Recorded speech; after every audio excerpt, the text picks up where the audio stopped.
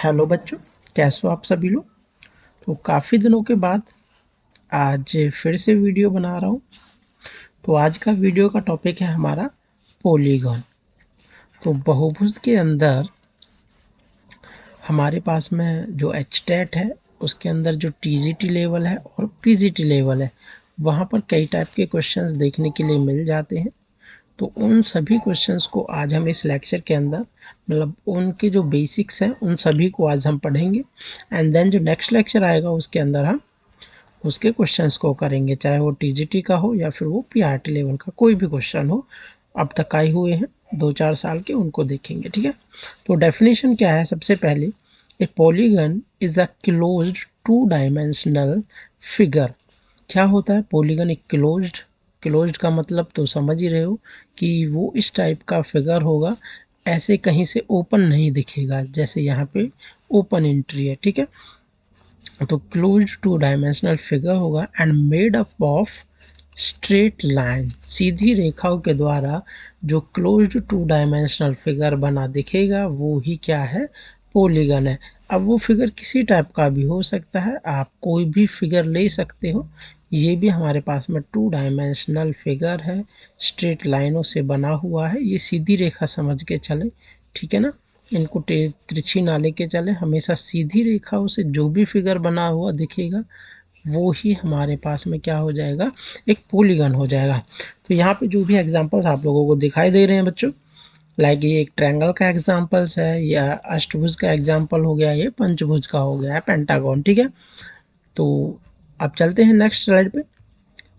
Next हमारे पास है, तो जैसा कि मैंने बताया था, जो ये हमारे पास किसके एग्जांपल्स हैं? Non polygon. नॉन पॉलीगन क्यों है?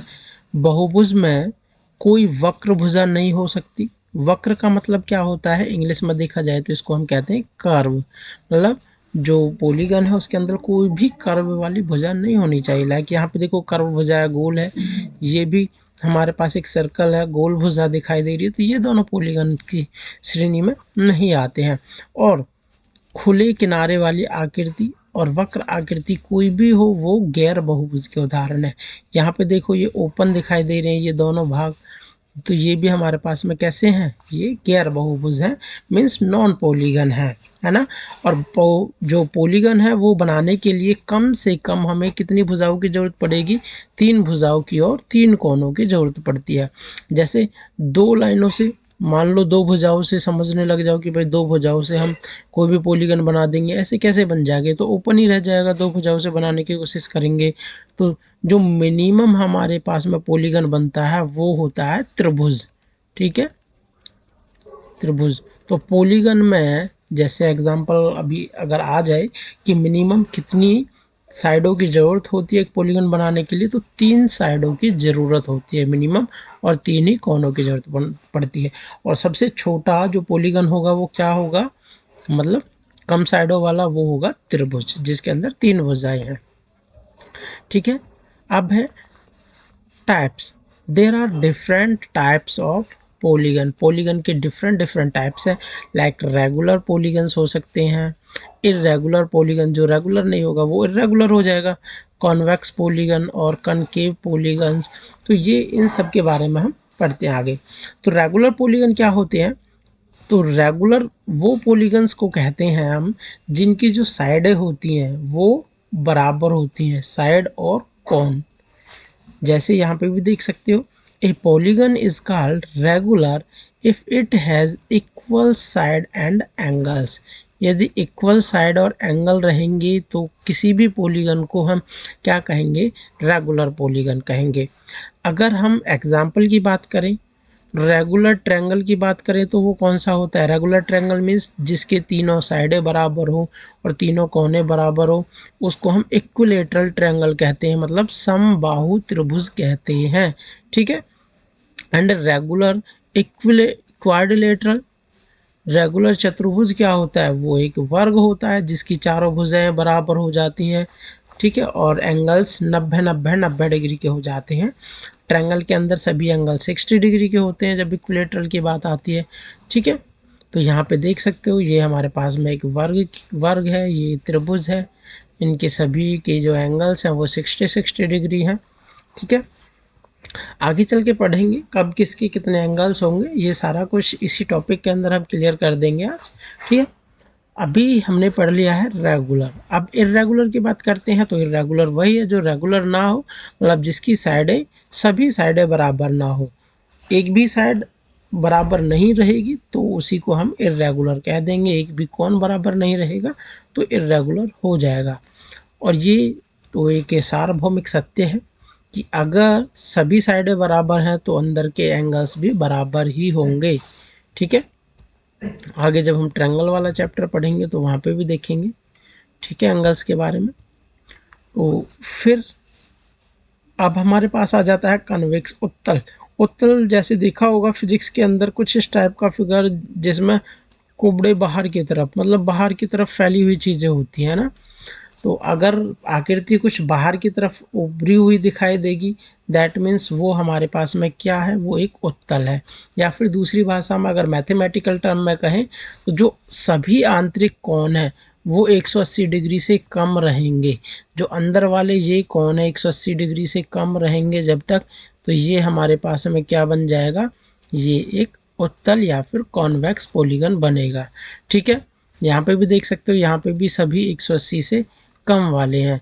लेकिन जो कनकेव की बात करेंगे वहाँ पे हमारे पास में अंदर की तरफ धंसा हुआ पार्ट दिखाई देगा और वो एंगल 180 से बड़ा होता हुआ दिखाई देगा। ये वाले एंगल दिख रहे हैं आप लोगों को 180 से बड़े हैं, तो इनको हम क्या कहेंगे, एक भी एंगल यदि 180 से ग्रेटर हो जाता है तो उसको क्या कहते हैं बेटा, अवतल कहते हैं या फिर कनकेव पॉलीगन कह देते हैं। ठीक है, ठीक है, यहाँ तक बातें समझ आई होंगी आशा करता हूँ। फिर चलते हैं हम, कुछ इंपॉर्टेंट तथ्य हैं, ये भी फैक्ट है। क्या है, sum of interior angles of a polygon. तो इसके लिए ये एक फॉर्मूला है n-2 इंटू 180, काफ़ी चर्चित फॉर्मूला है। 180 की गुना करनी है जितनी साइड है उनमें से 2 कम करते हुए। ठीक है, ये इंटीरियर सभी एंगल्स का जोड़ आ जाता है। जैसे ट्रायंगल की बात करते हैं तो ट्रायंगल के अंदर के सभी कोनों का योग, मैंने क्या बताया है, जितनी साइड है उनमें से 2 कम कर दो। इसमें 3 साइडें हैं तो गुना 1 से करनी है 180, तो अंदर के सभी कोनों का योग 180 डिग्री होता है। और चतुर्भुज की बात करते हैं तो 4 साइडें हैं, 2 कम कर दो तो 2 से गुना कर देनी है इधर, तो हमारे पास हो जाएगा 360 डिग्री। चतुर्भुज के अंदर अंदर के सभी कोनों का योग 360 डिग्री हो जाएगा। ठीक है, और रेगुलर पॉलीगन की बात करेंगे, जब हम रेगुलर पॉलीगन की बात करेंगे तो सभी एंगल्स हैं अंदर के वो बराबर हो जाएंगे। तो सभी एंगल्स का जोड़ कितना आ रहा है भाई, यहाँ पे n इंटू एन माइनस ये n-2 इंटू 180 आ रहा है। सभी अंदर वाले एंगल्स का जोड़ हो गया है तो, है ना। तो फिर जो साइड कितने हैं हमारे पास में, n साइड हैं तो n से डिवाइड कर दो, तो बराबर बराबर एंगल्स में डिवाइड हो जाएगा। जैसे इस त्रिभुज की बात करें तो अंदर के सभी एंगल्स हैं उनका योग 180 है और 3 साइडें हैं तो अंदर का एक कोण कितने डिग्री का हो जाएगा, 60 डिग्री का। जो भी रेगुलर समबाहु त्रिभुज होता है उसके अंदर सभी कोण कितने डिग्री के हो जाते हैं, 60 डिग्री के हो जाते हैं। अगर एंगल 60 डिग्री के हो जाते हैं उससे भी पता चल जाता है कि वो समबाहु त्रिभुज है ना। अब बात कर लेते हैं नंबर ऑफ डायगोनल्स की। ये काफ़ी इंपॉर्टेंट फॉर्मूला है ये भी, नंबर ऑफ डायगोनल्स। इसके लिए NC2 माइनस n, ये भी एक फॉर्मूला होता है। अगर आगे 12th लेवल पे बात करते हैं तो 11th 12th में आ जाता है ये वाला फॉर्मूला, जब हम परमुटेशन एंड कम्बिनेशन पढ़ते हैं वहाँ पे, है ना, वहीं से ये वाला फॉर्मूला निकल के आ जाता है। Number of diagonals of polygon n into n minus 3/2। Like जैसे हमारे पास में त्रिभुज के अंदर कोई भी डायगोनल नहीं होता है, यहाँ पे n की वैल्यू 3 रखेंगे तो 3 माइनस 3 होकर ये 0 हो जाएगी, तो बाकी सारा कुछ 0 हो जाएगा, तो दैट मीन्स डायगोनल 0 हो गई। और जब हम चतुर्भुज की बात करते हैं तो n की वैल्यू 4 रखेंगे, तो 4 इंटू 4 माइनस 3 तो 1 हो गया अपॉन में 2। तो हमारे पास चतुर्भुज के कितने डायगोनल्स होते हैं, 2 डायगोनल्स होते हैं। और sum of all exterior angles of a polygon is always क्या हो जाता है भाई, 360 डिग्री हो जाता है। चाहे पॉलीगन कितनी भी भुजाओं वाला हो, चाहे कितनी भी भुजा हो किसी पॉलिनोमियल में, लेकिन उसके जो एक्सटीरियर एंगल्स हैं उन सभी का जोड़ कितना हो जाता है, 360 डिग्री हो जाता है ना। इन्हीं से रिलेटेड कई सारे एग्जांपल्स क्वेश्चंस देखे गए हैं एचटेट में, उन्हीं को नेक्स्ट लेक्चर के अंदर देखेंगे। घबराने की कोई बात नहीं है कि कभी सोचो क्या करा रहे हैं क्या नहीं है। और आप लोगों ने भी देखे होंगे बहुत सारे क्वेश्चंस, पहले भी दिया होगा एग्जाम, तो उससे भी आइडिया लग जाता है इस टाइप के क्वेश्चन आते ही है ना।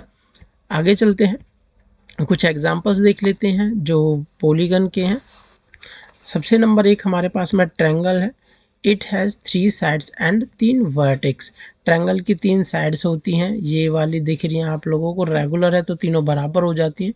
ये 3 वर्टेक्स हो जाते हैं और 3 ही यहाँ पे एंगल हो जाते हैं, ठीक है।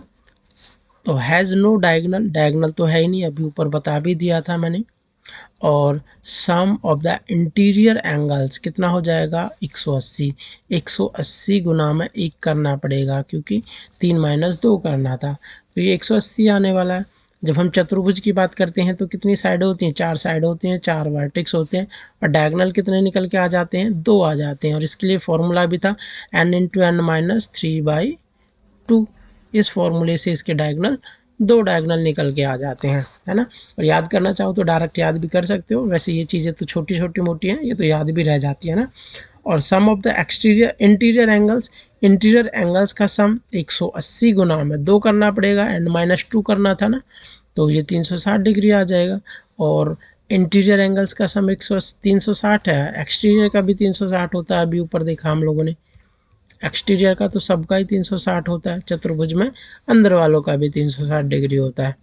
अब जब पेंटागन की बात करेंगे तो 5 साइडें होंगी, 5 वर्टेक्स होंगे और 5 ही कॉन होंगे। अगर रेगुलर होंगे तो ये सारे के सारे कॉन भी बराबर होंगे और साइड्स भी बराबर होने वाली हैं, ठीक है। और इसके नंबर ऑफ डायगोनल्स कितने होंगे, n × n - 3/2 करना है, तो n की वैल्यू 5 रखनी है। 5 गुना में 5 - 3 तो 2/2, यहाँ पे 5 आ गया जैसा कि यहाँ पे दिख रहा है।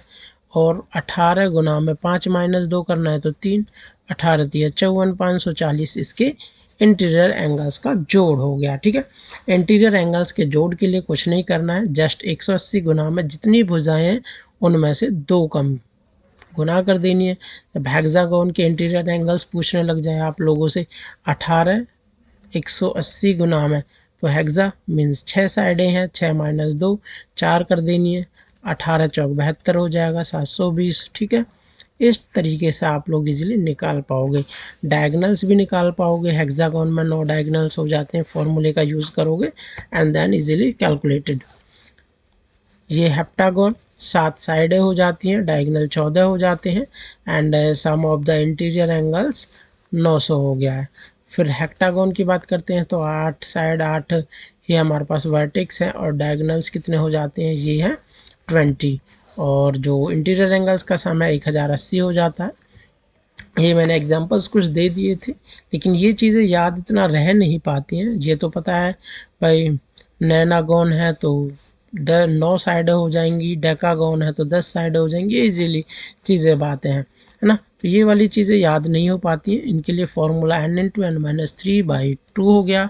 और इंटीरियर एंगल्स के लिए 180 × में n - 2 जितनी साइडें हैं उनमें से 2 कम करते हुए, ठीक है। तो आज के इस लेक्चर के अंदर बस इतना ही था, और एचटेट इतना पास आ गया है तो हम ज़्यादा बातें भी नहीं कर सकते हैं, क्योंकि आप लोगों का टाइम वेस्ट मैं नहीं करना चाहता हूँ। और नेक्स्ट लेक्चर में मिलते हैं, इनके जो एग्जाम्पल्स होंगे जो PYQ में आए हुए हैं पॉलीगन चैप्टर से, उन सभी को हम देखेंगे। और आप लोगों को मेरे बारे में तो पता चल ही गया होगा, लास्ट ईयर जो अभी भर्ती हुई थी उसमें PGT मैथमेटिक्स के पद पर मेरा सिलेक्शन हो चुका है गवर्नमेंट हरियाणा कॉलेज स्कूल्स में। तो आशा करते हैं आप भी आगे नेक्स्ट टाइम आओ तो हमारे कलीग्स, दोस्त, मित्र बन के मिलो। तो बेस्ट विशेज़ आप लोगों को एचटेट के लिए। मिलते हैं नेक्स्ट लेक्चर में। Thank you, take care, bye bye.